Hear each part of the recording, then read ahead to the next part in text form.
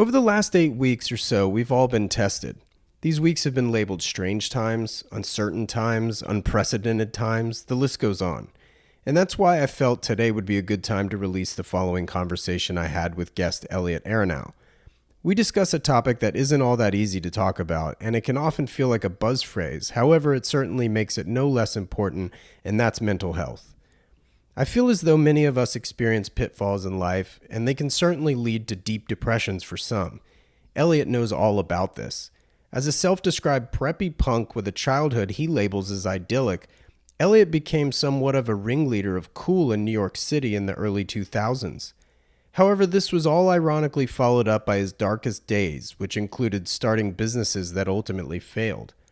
His latest business, Our Show, is a multi-pronged fork which involves one part brand consultancy and other parts which focus on the mental health of men through its newsletter, workshops, and group meetups now orchestrated through Zoom.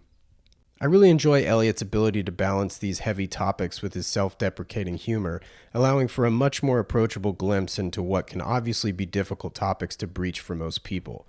He's an incredibly creative mind, so it was especially interesting to talk about facing fears and how to overcome them. Please keep in mind none of this serves as medical advice, rather a very forthright and honest bit of storytelling. I'm your host, Wesley Smith, and you're listening to the Standard Age Podcast.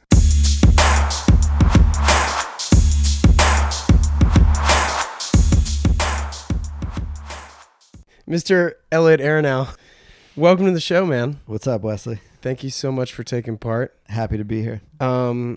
You have this new project called Our Show, New York City, or is it just NYC?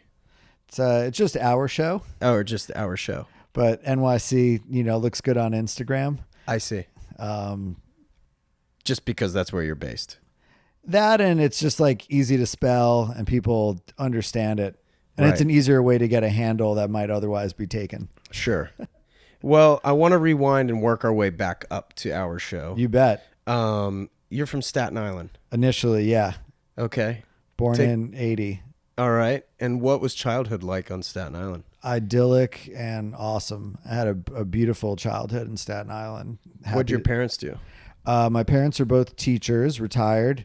My dad taught at a pretty interesting high school called John Dewey High School, which is in South Brooklyn and Coney Island. Okay. Which at the time that he was there was like a highly experimental kind of arts-oriented place. Spike Lee went there. Fab Five Freddy went there. No way. Larry Charles, who's the other dude behind Seinfeld, not Larry David, but the other cat, he went there. Foxy Brown, the rapper, went there. So your dad taught some of these people? Ironically, he didn't teach any of them, but he was teaching concurrently when they were students. I mean, Okay. he taught there for 35 years. What subject? English and like theater appreciation. Oh, cool. Yeah, and my mom was mostly like an English as a second language teacher in community colleges. College of Staten Island in the 80s, and then Hudson County Community College in Jersey City in like the 90s. So what were you into as a kid? I was super into Star Wars and clothes. Okay. Those were like my chief areas of interest. Now, how did you get into clothing? I mean, I'm a Libra, so astrologically, I'm prone to being, I guess, sartorially minded. But I think for me, it was just something that really captured my imagination, and interestingly enough, was just something that I had very strong opinions about as like a 5 or 6 year old. Wow. Like, my parents don't cook. My mother especially didn't cook. My grandmother didn't cook, and so I sort of remember my parents' love being expressed to me through the purchasing of clothing. Interesting. Also remember, I'm a child of the 80s, and especially in New York, there's just a real culture of like being seen and like looking fly, because a lot of people from around here, especially, where I was growing up, were, also teachers, kind of middle class, working class. And so there's a real culture of wanting to look your best, because you might not have the house in Aspen, but you have Nikes that you've worn twice, right? And you have a Fila sweatsuit, you know? So I think all that kind of permeated like my subconscious, you know? I mean, I'm only hip to the Staten Island kind of eras back then, just because of the new Wu-Tang kind of documentary thing on was it Netflix, Hulu? I think it was on Hulu. Anyway, yeah, that wasn't my part of the island. Right. Okay.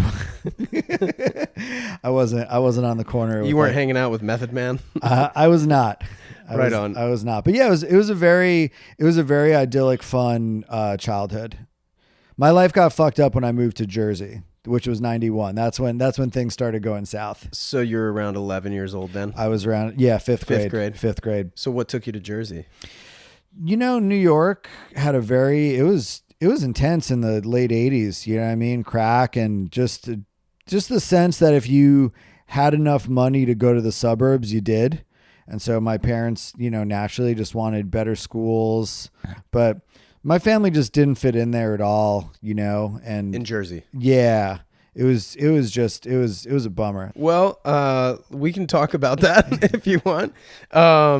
So you've described your style as preppy punk.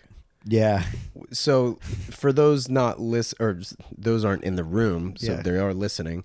What are you wearing right now, and how would you describe preppy punk? What I'm wearing right now is I'm wearing a pair of hot pink and black Betsy Johnson socks that I share with my wife.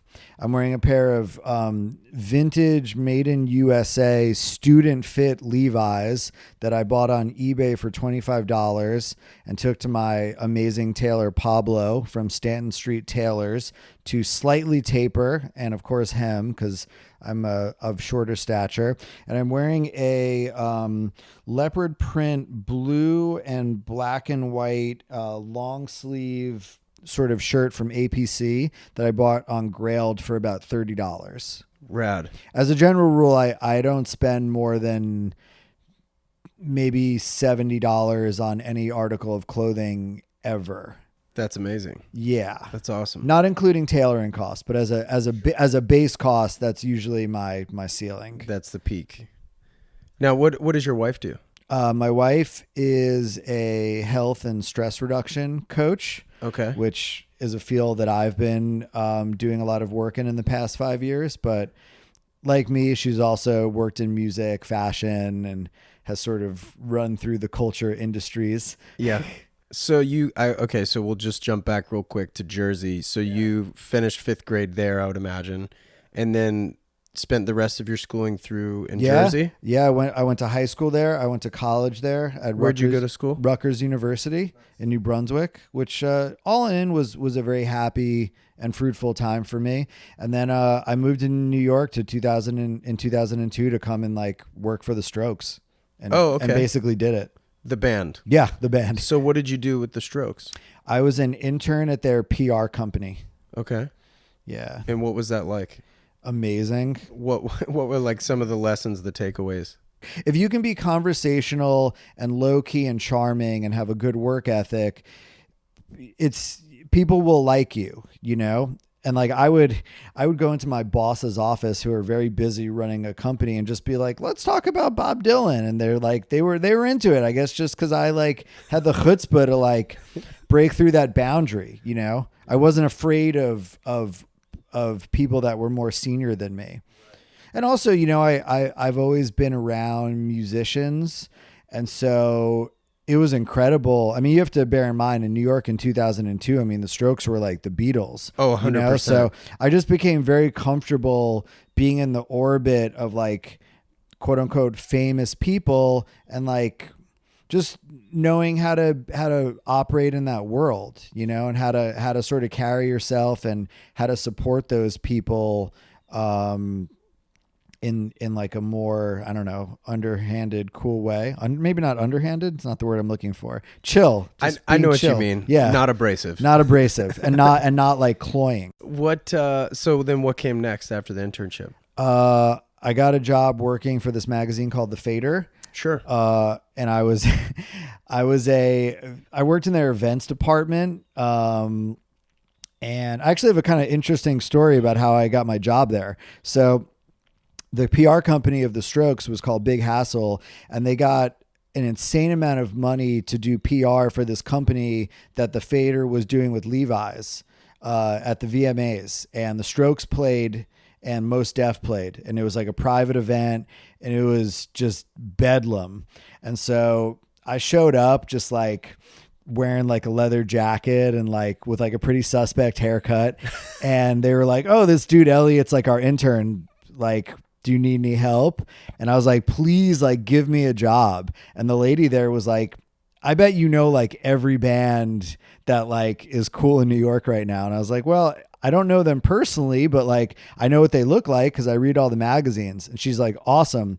Your job is to like comb through the line and like find all the bands that aren't like famous, but are like downtown famous and make sure they get in." So I'm pulling like the Yeah Yeah Yeahs, like the Walkmen, like all these people.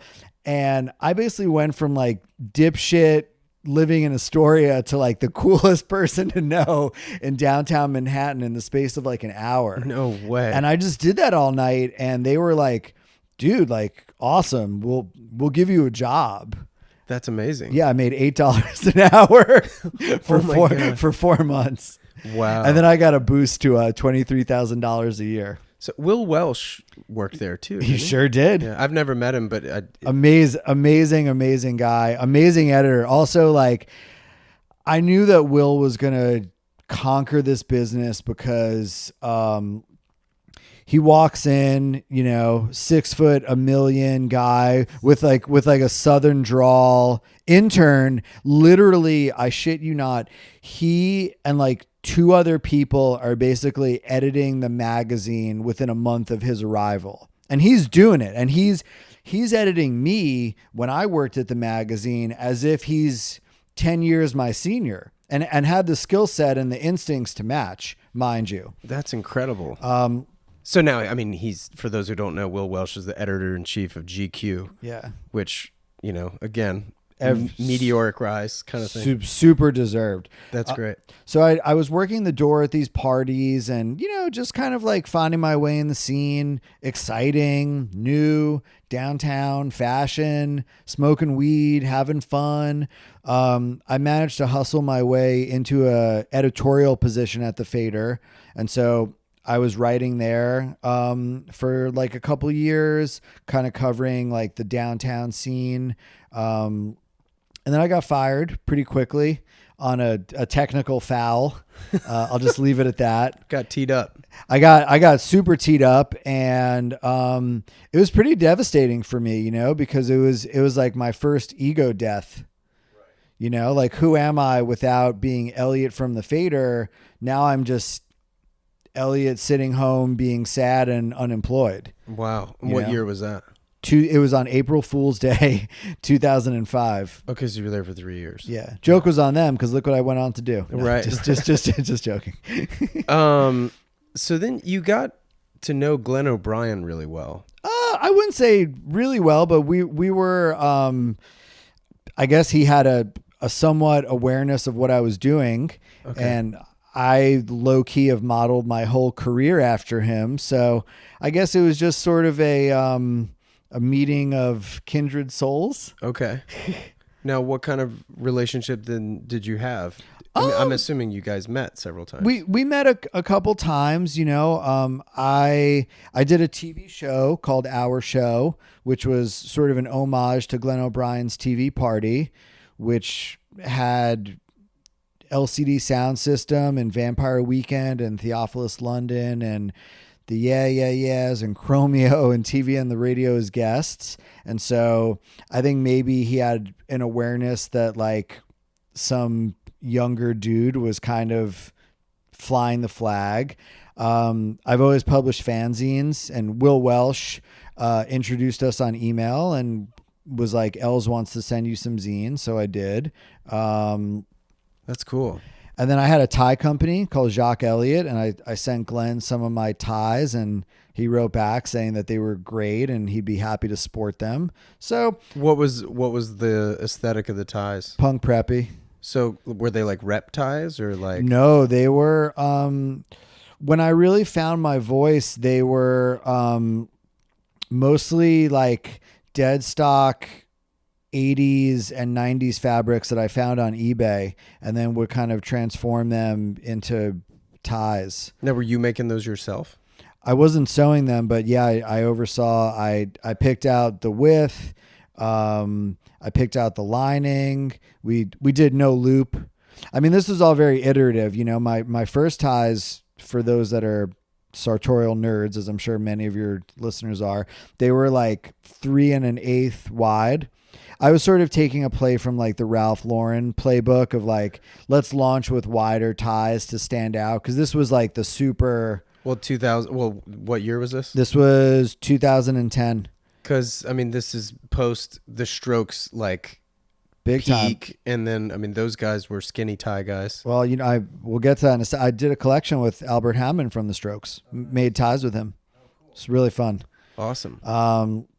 So Glenn, you know, Glenn sort of laid down the blueprint for me of someone who is not a traditionally masculine guy who kind of made it okay for me and a lot of other guys to be into the things that we were into. You know, you can be into clothes, you can be into decorating, you can be into being sensitive and having manners, you know, because I always got terrorized by alpha males my whole life because I didn't fit in with them. And I was small. I wasn't dominant. I didn't like doing jockish things. I've always been a bohemian. Going back to your question about New Jersey, you know, it was like the way that I was able to protect myself was to be cool, or at least to have the performance of being cool, because I could recommend music to my friends. I could tell them what brands to wear. And I think that's kind of been my protective armor through a lot of my life, you know, and it took a lot of work to like dissolve that. Yeah. You Well, know? I mean, I think fashion for a lot of people is like armor in a multitude of ways. Right? Absolutely. I mean, I think that it's like one of the greatest gifts that we have in modern culture, that you can basically look as beautiful as like the most exotic animal and be a totally different version of that the next day.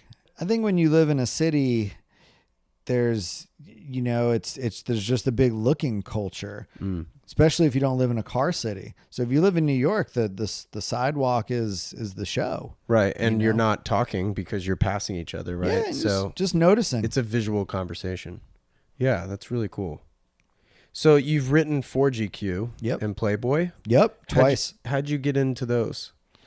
Playboy both times was just friends of mine that said, hey, you know, we're looking to make our men's fashion coverage a little bit younger, hipper. I did a column for them in 2010 called Self-Styled, which ran for about 2 years. And then I did a series of columns for them in 2015, 16, and 17. That was like really, really fun. It was sort of like market editing or whatever, you know, clothes for the office, clothes for a date, stuff for spring, travel clothes, but sort of fun and loose and just very like eye level. So they were like recommendations as to what you should get. Yes, it was again my version of like Glenn O'Brien's The Style Guy, you know, just sort of like in the business they call it service journalism. Right. Right. You know, like recipes for how to dress. Right. Yeah, both of those writing stints were amazing. I had a really great all my editors were female at Playboy, which I loved. Cool. And they were basically like, do whatever you want. Amazing. Yeah. That's awesome. Yeah. Now we're kind of working our way up to our show, right? Yep. What is our show? Well, our show has always been a brand that I've sort of cultivated since like 2009. Initially, it existed as a kind of TV show. You could check on YouTube for a couple clips. Then, you know, I sort of took that and made it into like a series of zines because I've always been a writer, and coming out of punk rock, I was always like a big fan of do-it-yourself publishing. Now, you know, I've sort of split the brand in half, where our show exists more as a way for me to help companies with their storytelling and their business art, for lack of a better term. And then I created the Hour Show Academy as more of a mental health and sort of vibrationally attuned destination. Now, was that sort of in partnership with your wife then? Did she have an influence on that? She had a huge influence on it, but no, it was to be honest, it was me going through a pretty intense, I don't know what you would call it, dark night of the soul, ego death, starting in 2012. Okay. It's funny. I have a whole music part to this too, but we could like kick it with that later. I mean, it's your time, man. Well, I'm only saying it to sort of maybe lead up to the fact of why a spiritual awaken might be interesting to talk about. So Sure. I was in the music business pretty heavy through my 20s and early 30s. I started a music company called Record Label, RCRD LBL, in 2007. Okay. That ran until 2012. It was like a super curated music site where you could basically learn about cool underground stuff, but in like a way non-pretentious. It was just a way for us to connect like music nerd culture with people that were, just curious and interested. So it's kind of an educational tool? Yeah. Sort of the same in the same vein as like my style writing, just like service journalism. Yeah. This is I would think both of those, they toe the line of being too cool and scaring a lot of people away, I would think. Like punk rock for sure. Yeah. I mean, that's why I've always tried to not do that, because I never saw myself as like one of those people. The exclusive, not the inclusive.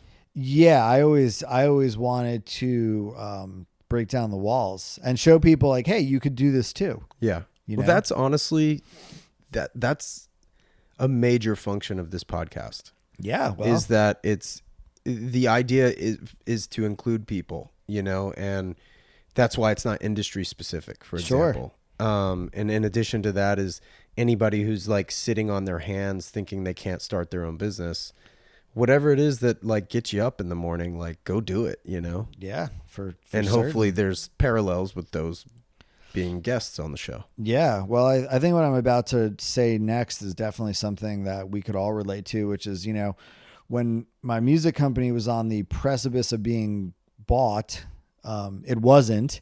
And I quickly found myself out of a job. And over the next couple of years, it was very difficult for me to get back on my feet.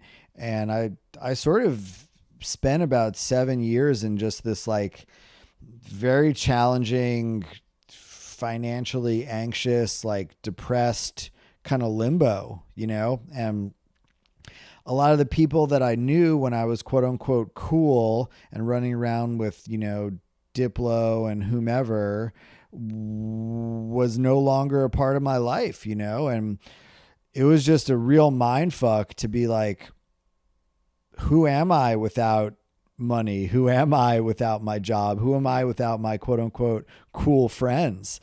And that's sort of what inspired me to do what I'm doing now, which is like create those conversations between the world of creativity and entrepreneurship and the worlds of like mental health and self-discovery. So did you start the record label with an exit strategy to sell it later? I mean, my business partner was a guy named Peter Rojas, who started a website called Engadget that a few of your readers might know, or listeners. Okay. It was bought by AOL, and then he started another company called GDGT, which was also purchased by AOL. In short, he's kind of a G in like the VC scene. But yeah, I mean, we had an exit strategy. To be honest, I was the cool guy and the creative director. So I sort of let those dudes drive the money side. So why didn't it get bought? It didn't get bought because Spotify was about to kick our ass, and I guess under the hood, just the financials of the company were not as strong as any of us would have liked. Gotcha. That's a good lesson. Oh, for certain. I learned a lot about, the importance of strategy and knowing what you're moving towards, like I think I managed probably like 15 or so different editors and designers in all different countries. And I think editorially and creatively, we always knew what we were driving for. But I think we were a little weak on the metric side, which I'll take responsibility for. Okay. So well, I mean, fair enough. Yeah, I would have more tent poles if I were to do it over again. Are you a watch collector but having trouble finding something cool and unique? I mean, the last thing you really want is what everyone else has, right? Well, this is where my friend and former Standard H podcast guest Tim Jackson comes in. He and his wife Jana own Passion Fine Jewelry in Solana Beach, California, where you'll find an incredible assortment of independent watches waiting for you in their shop and online. And if you're getting engaged, have an anniversary coming up, or simply have another reason to buy jewelry, they have you covered. Passion Fine Jewelry also employs a goldsmith on staff for any custom desires, so you're able to go that route if you so choose. Visit Passion Fine Jewelry when you find yourself in Southern California, but they're also open 24 hours a day at passionfinejewelry.com. You can also find a wealth of information through Tim's blog, independentintime.com, where he covers anything independent watchmaking related, among a plethora of other information, so check that out as well. I've really enjoyed creating these podcasts on behalf of Standard H and sharing each of these personal stories with all of you. We each have goals, and it's the entrepreneurial spirit that inspired me to start the company. You can further support the brand and the podcast by visiting standard-h.com to pick up your choice of merchandise, and as always, thank you for listening. Lastly, if you have a moment, please rate and review the show. It makes a tremendous difference in keeping these things going. Now back to my conversation with Elliot. So that's 2012 was sort of the demise of that. That was it. October 1st, my birthday. No way, Yeah, on your birthday. big time. So April Fool's Day and your birthday. Yes, and April Fool's Day is my half birthday to the day. Right. Wow. That's 6 insane. months later. Yeah. So when did you get married? Got married in the fall of 16. Okay. So you were 4 years after this sort of emotional downfall. Big would time. You call it? Yeah. Spiritual awakening. So let's talk more about that. Yeah, you bet. Just for, I mean, everybody has these like life struggles, which is why I was Yeah. like really excited to talk to you because you're Yeah, very vocal and open about it. Yeah, well, I think that taking away the stigma is important, and to your point about maybe people having this assumption that some things, music or fashion related, are like super cool and everyone's wants to be cool. And, I kind of think I have a responsibility to subvert that a little bit. Sure. And say that, you can have an interest in clothes and you can have an interest in culture and also have an interior life. They're not mutually exclusive. It was a bad time for me.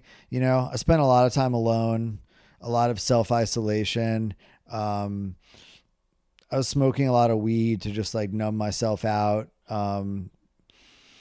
And it was just a bad, money wasn't coming in. I was just borrowing money from like my parents or friends. And it was a mind fuck, because I had never, up until then, my career had sort of been nothing but a big ascent.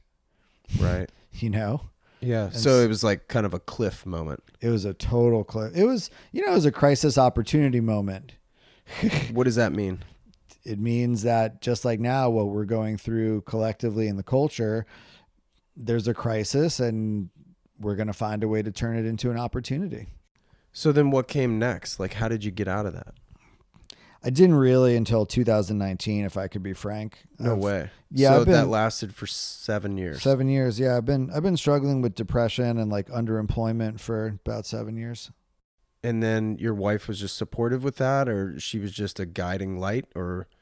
I would say that she was incredibly generous and kind because when you get into those zones, you can tend to be a little bit of a spiritual dickhead because you're in your own shit.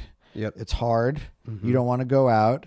You don't have money coming in. So the niceties of marriage, of like, let's go on a date, let's go on vacation, the things that usually can smooth over bumps in the road are not there anymore. And so it's very raw. And I mean, yes, she's been incredibly gracious and kind. And Did you guys meet before 2012? Like, had you known her for a no, while? we met in 2014. The only reason why I talk about this is I recently got married, and Mazel. and thanks. So with that, like I understand the dynamics of a new relationship and stuff, but um, I'm trying to put myself in your shoes, frankly, Yeah. of like what it was like to meet somebody while experiencing like Oh. this, uh, like just chaotic time emotionally, I would imagine. Yeah. Dark And night of then, the soul. but you also have to support each other in a relationship. So Yeah. I'm sure the emotional bank account was just getting taxed. Enormously. I mean, I think that we're both doing a much better job of that now, having walked through the fire. And again, that's why I feel very strongly that having been through all that, I really want to be an ally, especially for men who might be going through a similar sitch, because as you know, we don't really have a culture of talking about mental health or even just admitting that we're Depressed or a whatever. little fucked up. Yeah, a little fucked up. So then what came next then? Like, how did you, I mean, you go down this emotional road, you get married, Yep. and then it's not till 3 years later to Yeah. your point of getting out of it. So like, Well, there what was the crux?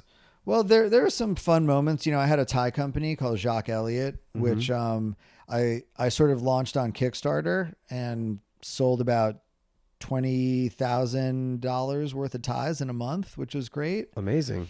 Got sold at like Odin, which was a kind of hip menswear boutique here in New York. Great place. I mean, I credit them a lot with really, they gave a lot to the menswear scene in New York for certain. Yeah.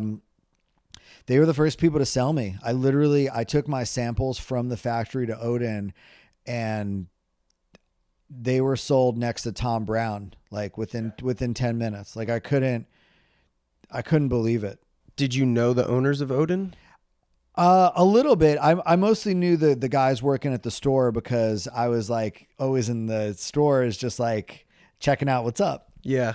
It was an exciting time. I mean, I had no retail experience whatsoever, but people really liked the ties. And like I said, I did a collection with Albert Hammond Jr. from the Strokes, which is pretty rad. Mm-hmm. How were those different than what you were normally doing? One of them was silk screened. Oh, cool. Which was sick, which was sort of ironic that I found out afterwards. I was like, this should have been the business, doing really amazing hand silk screen ties. People loved it. They couldn't get enough of them. So then when did you stop? I stopped doing it around 2017. What was that decision like? Easy. It was easy because Were you just over it or?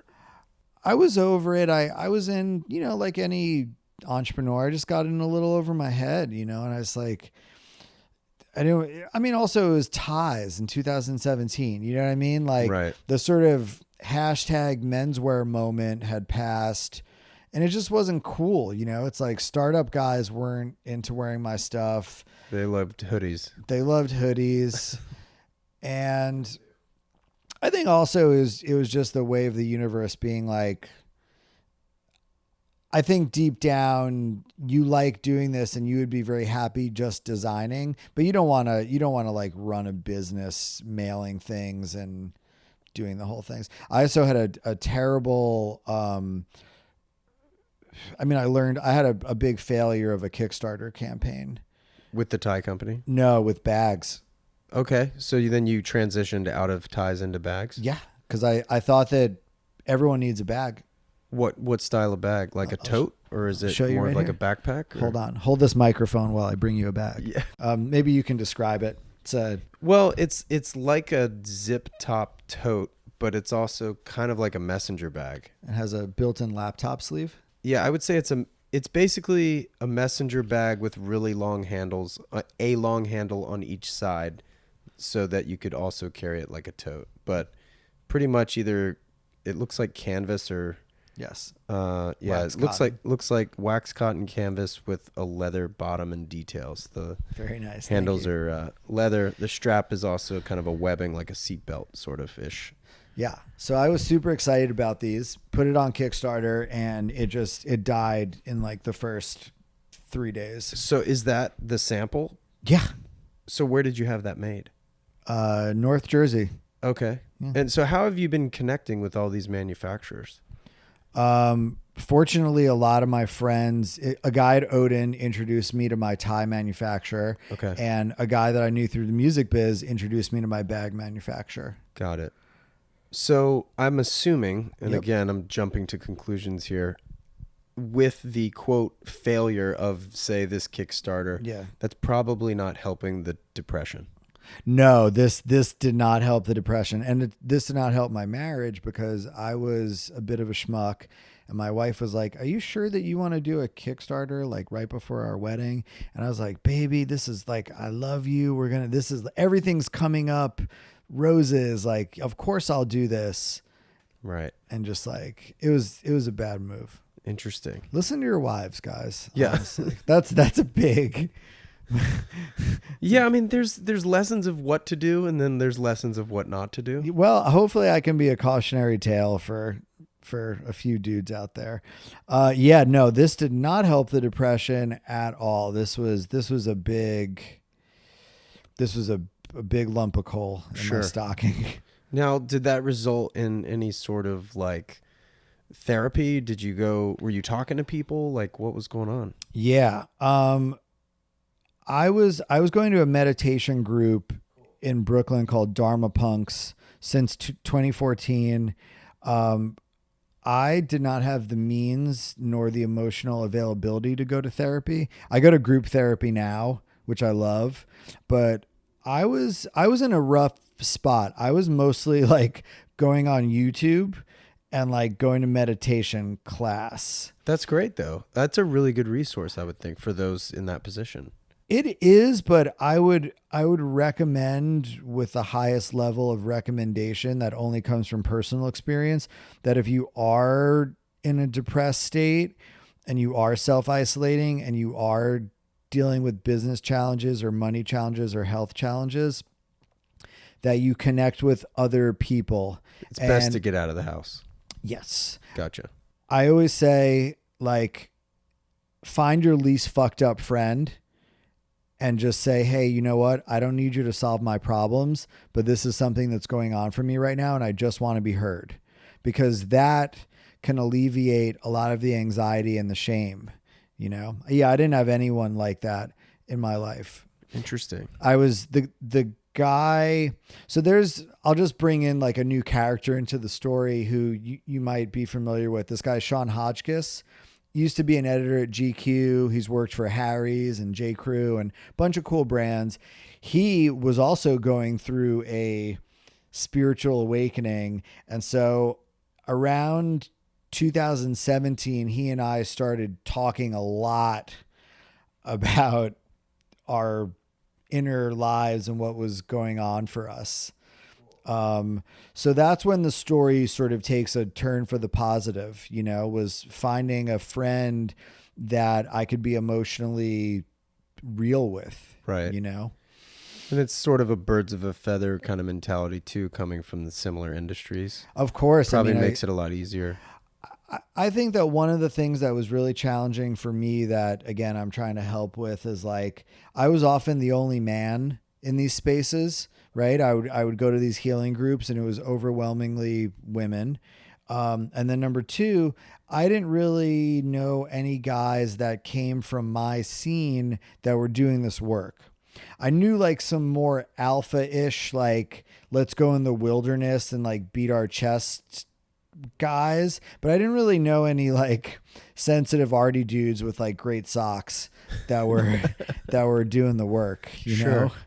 So how does this all relate back to our show? Because you're orchestrating these groups for people now? Yeah. Well, again, you know, I'm a really big believer that it's very hard to be well if you're only living in this sort of bifurcated world, right? Like if you're only in like the swag lord clout, I have money, here's my business, look at my car, look at my hot wife, I'm awesome world, it's going to be tough, right? Because when you hit those inevitable rocky waters, you're not going to have much of a foundation to fall back on. Right. It'll just be a complete kick in the pants. Be a complete kick in the pants. Conversely, if you're only in the depressed, healing, my life is so fucked up world, and you can't be creative or joyous or entrepreneurial, it's tough. Sure.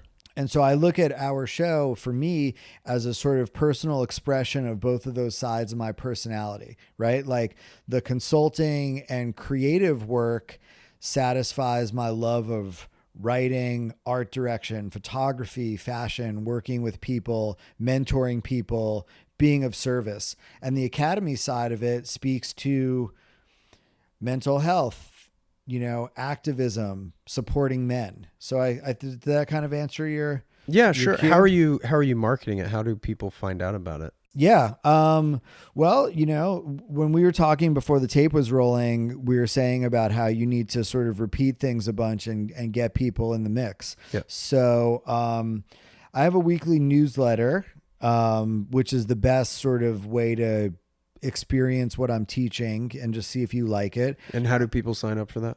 You can go to ourshowacademy.com/contact and you sign up. You get a free zine, which is pretty sweet. And then every week you get an email. Cool. I've also been launching online courses. I have a thing called the 10-day vibrational swag lord challenge. Amazing. Which I designed for artists and entrepreneurs, which is a step-by-step way to get out of your self-sabotage and take small actionable steps every day towards goals to like build up your confidence and your self-esteem. And how much are these courses? This one is $88 off the shelf and like $55 if you're a friend and fam, which anyone listening to this would be.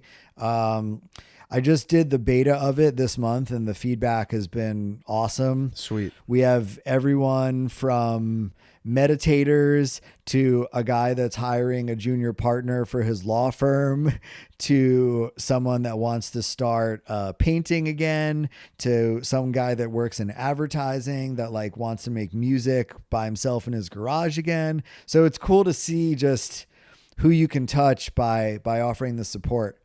I'm also on Instagram, Our Show NYC, every day. I'm also doing virtual groups. It's a way to, again, like come together, get support, just vocalize your anxiety. I think that just saying out loud, like I'm afraid or this is hard for me is one of the best ways to, Get over it. Yeah. Create a little spaciousness. What are you afraid of? I'm afraid of not having enough money. I'm afraid that the past 7 years that I've been through are never going to end. That's a big one for me. I'm always going to be sort of suffering or depressed. So it's somewhat self-perpetuating, you're saying? It's actually not, thankfully, I'm in a really great place and I have been since maybe September. Sweet. Money's coming in, projects are coming in. It's like people are responding a lot to the men's work. So yeah, no, I'm happy to say I have a lot of really positive momentum going on right now, which is great. That's incredible. Well, it helps you as a teacher because it's hard to, like you were saying, it's hard to be in your marriage and it's hard to be in the world and it's hard to help other people, other men when your gas tank is so low. So now I can laugh about it. It's kind of interesting too in this like world of FOMO. So the fear of missing out, if you're in this depressed state and you're a recluse, basically, do you find any balance or is there a balance between those two where like you can actually, I don't know, get outside of the box where FOMO doesn't have to necessarily exist? I think I would offer a different perspective, which is like you have to try and like stop the bleeding, as they say in psychiatry circles, which means take the next step to get well. So take a walk, call up your friend, meet a friend for dinner, meet your friend on Zoom, right? Which is going to be increasingly important in these next couple of chaotic months is like, just take the next step to get well. Right. Do you ever consider it being kind of like a easier said than done type of thing? Because if you don't want to go out, and I agree, I think a positive step is to get out and go meet with somebody and just have that, touch point quite literally and interaction. Yeah. But like, how do you get over it? From a higher perspective, it's an opportunity to get to know your mind better. Mm-hmm. Right. And if you can't get out of bed that day, that's fine. And you can say, you know what? This is depression and this is here right now and this is with me and I'm just going to be with it, mm-hmm. And I think that, and I can still be a good person. I can still love myself. I can still be a good husband and be depressed, and I think that if you can do that, even 10%, you've done something good for the day. And then hopefully over time, you can, you start to, it's 100% easier said than done. I mean, as a guy that's been through it for 7 years, it's like, I'm not telling anyone out there like, oh, just read my emails. It's like easy and you'll be saved. It's like, it ain't like that. Totally. But again, I do think that what I tell all my peoples is like, no one can do this work for you, but you don't have to do it alone. That's fantastic. Thank you. Because I'm sure a lot of people feel alone, Oh, it's the very nature of it is lonely because it's like, it feels like it's your shit. It's your mind, your body, your bed, your house, your bank account, your marriage, your job. Yeah. It's kind of heavy. It's a little heavy. Yeah. It's a little heavy. But that's also, again, like I hate to sound like a broken record, but like that's why I wanted to talk to you because I love it. It's all super heavy stuff. It's super heavy, which is stuff why we don't talk about it. Which again is why I would say that like it's very hard to get well when you're in. And I use fucked up state not as a street term, not as a value judgment. Sure. But it's when you're in a fucked up state. It's very hard to get well if you're not also making some time to be creative and to try and have fun. Sure. Something for me that I've taken almost as a mandate is like we were talking about before, playing guitar every day, drawing every day, writing every day, and not doing it as a product, not doing it as like, here I am, look at me. Although I do put my drawings up on Instagram because I find that it's fun. That's one of the best ways to get better is to do whatever your version of creativity is. For some people it's running, for some people it's writing, for some people it's working on their business, telling jokes. It's so important to not lose that because, oh man, as you know, right? Like when you love those things, it's a source of light and of hope and of energy in your life. And so it's really important to try and stay connected to that. Sure. What kind of things are you writing? Do you mean written music or do you mean writing as in like writing creative writing? What do you write? I mean, I write my newsletter every week, which is a big source of creativity that I love. I've been dabbling with like bad poems for fun. I like doing drawings of just different words together. I guess like language-based art. I've been doing this new thing only for the past couple days of writing about music in this way that I never have, where it's like just bringing in random things. Like I like the guy's shoes that he wore in this publicity photo, and this song has a great part, but like the other parts are pretty suspect. And it's funny. It's funny that this band was a thing because, just this sort of weird, like abstract, impressionistic style of music writing. I play guitar a lot, which has been really fun. What kind of music are you into these days? Like what's a couple bands that you're just like, yeah, for certain. I listen to a lot of like King Crimson and like the Grateful Dead, and Bowie and all that sort of stuff. Sure. 80s kid. I'm also really, really, really into like ambient music on YouTube, that I play in the background when I write. Cool. I just put a link to like 3 or 4 of them in my last email that are like kind of anxiety calmers. I think that's awesome. And very necessary. My wife is like a total funk and like Prince connoisseur. So thankfully through her, I could balance out like my punk guy tendencies. You know, I came up a pretty heavy punk rocker in the day. Nice. Yeah. San Diego, actually, The Locust and a lot of those bands were, you know, a big part of my upbringing. Oh, sweet. Yeah. It's from your hometown. Nice, man. Well, now you're doing stuff going back to we alluded to it earlier with Ryan Babenzine from Greats, who is a guest on this podcast. Super dope, dude. Yeah, he's awesome. What contribution are you having, or what partnership do you have with Ryan? Well, we met like around 2014 when my ties were popping off, and I was like a copywriter for like the earliest iteration of Greats.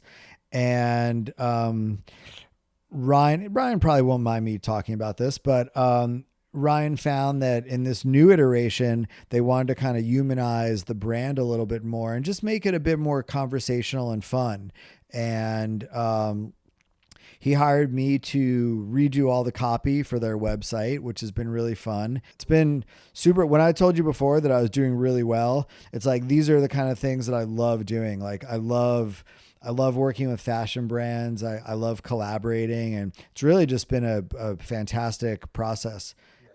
Is that an extension also of our show, or that's just kind of a side thing you do for companies and brands and such? Well, again, you know, our show is sort of split down the middle between the consulting end of it, which is just normal our show, and then the academy, which is like the learning mindfulness side of it. And they kind of help feed each other, because a lot of people who have worked with me on the commercial side are now subscribers to my newsletter and are becoming interested in my courses and all that sort of stuff. Sure.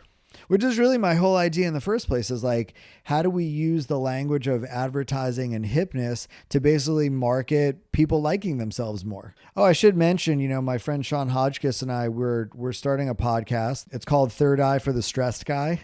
Amazing. And it's going to be a resource for men to get support for mental health. That's cool. Yeah. What else can we talk about? Is there anything else you want to share or promote?